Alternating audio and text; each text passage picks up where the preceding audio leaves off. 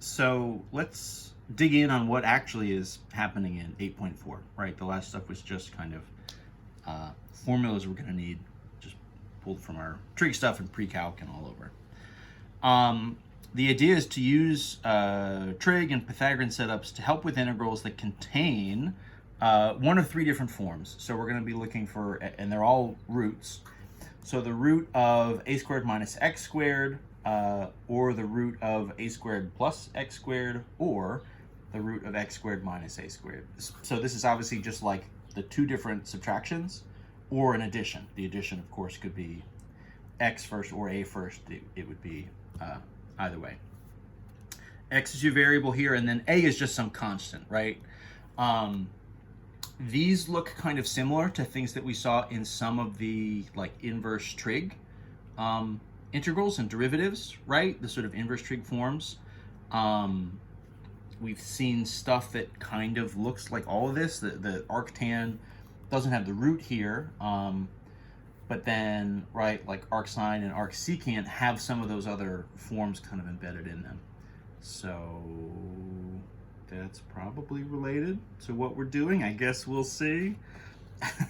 Anyway, so let's pick one of them just to sort of look at generically. So we're going to kind of do a few examples for each of these. The overall kind of strategy is pretty similar, but each one of these setups, each one of these different roots, depending on if you have one of these three versions, is going to have its own kind of setup that goes with it.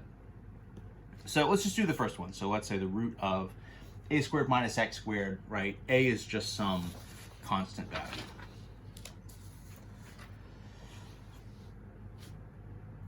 What you're going to do is draw a triangle. So consider, I'll just shift this all the way up, I guess. So if the root that we're trying to get here is a squared minus x squared, there's a way to get that as one of your sides in a right triangle where your other two sides are x and a.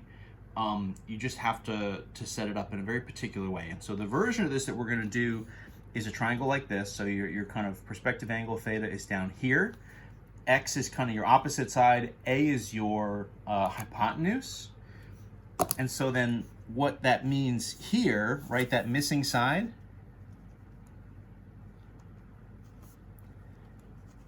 if you do Pythagorean theorem, right, you would stay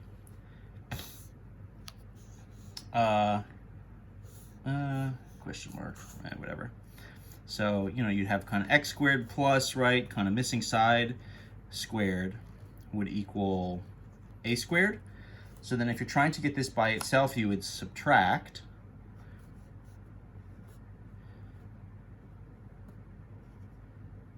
this is an equals, subtract the x squared over. So then you have this kind of missing side squared equals a squared minus x squared. So then the missing side, right, by itself would just be the root of a squared minus x squared. And wouldn't you know, that was exactly the form that we were trying to hit. So using this Pythagorean setup, what happens is you get a triangle with these three sides, right? And you might say, that seems great, I guess. Like, what advantage does that do at all? I would say, well, hold on. I'm not totally finished yet. The other thing that we're going to do from here is we're going to start looking at some of our SOHCAHTOA setups. So take, for example, right, the sine of theta. So that should be the opposite over the hypotenuse. So that would be x divided by a. And what that means here, if I do just a quick kind of cross multiply, is that x is going to equal a times the sine of theta. And that particular substitution is something we're going to use.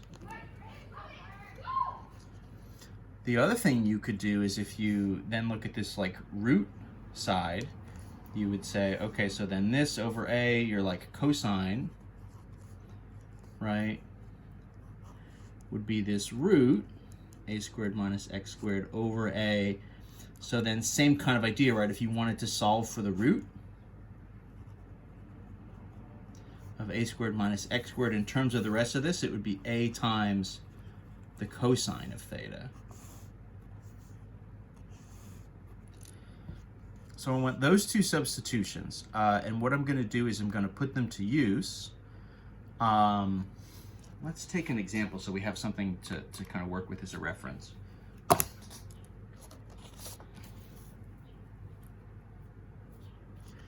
might have to flip back and forth between these pages a little bit. So one of the integrals we might want to deal with is, right, so integrate, let's do x squared over root of 4 minus x squared dx, right? So the idea here,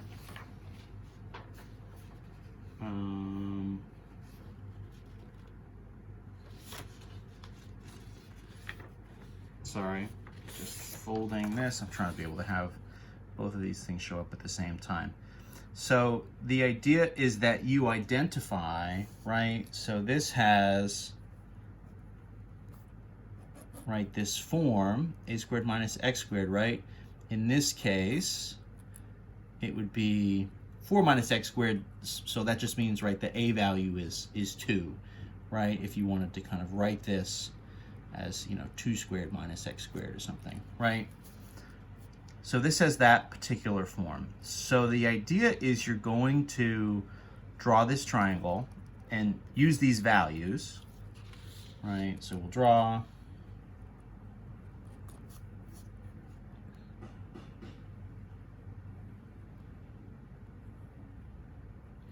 So this is x, right? The a value is 2, and then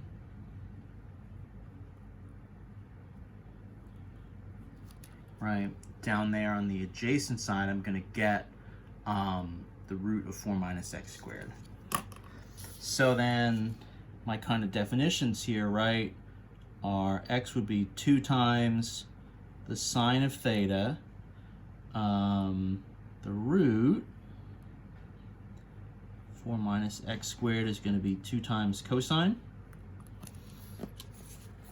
right? Those are the subs that we were pulling from there, starting with the original SOHCAHTOA style and then just that kind of quick cross multiply.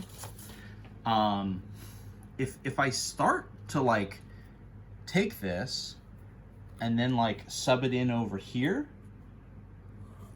what I'm going to get then is okay, so x squared, right?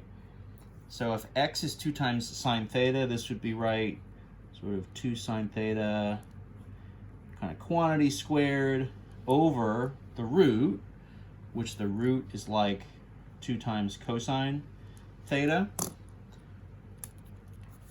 What I'm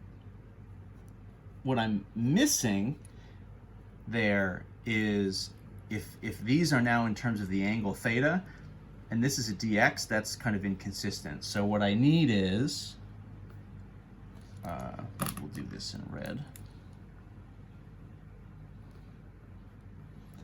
I need a d theta, right? So what I need is d theta to kind of match this. What I'm going to do, right, in the usual way that we would do a swap from, dx to du or du to dv or something like that, I'll just take a derivative. So the derivative of x would be dx d theta, right, is going to be 2 times, or what, the derivative of sine is cosine, 2 times cosine theta. And I guess what I'm going to do is I'm going to sub in, right? So dx would be 2 cosine theta d theta. So the 3 things I want, right, are 2 of them directly from the triangle, x and whatever this sort of root would be.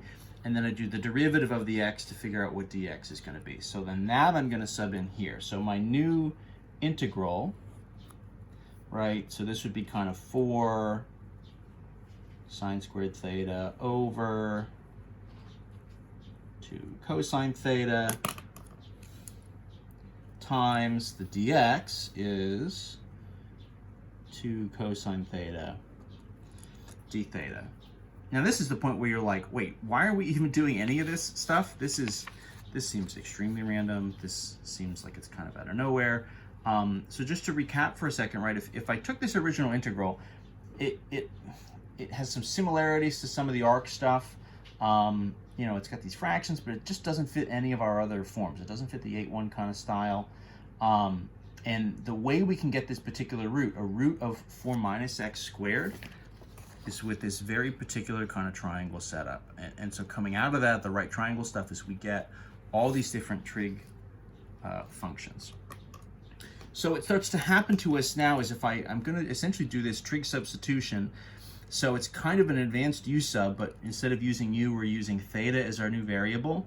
And so everything shifts from, you know, x's and roots of x's into like sines and cosines of theta. And what happens to us here is you say, okay, well, in this case, actually, right, 2 cosine and 2 cosine, they match up and they cancel. So the real integral here would just be, you know, maybe 4 comes out front. The integral of sine squared d theta.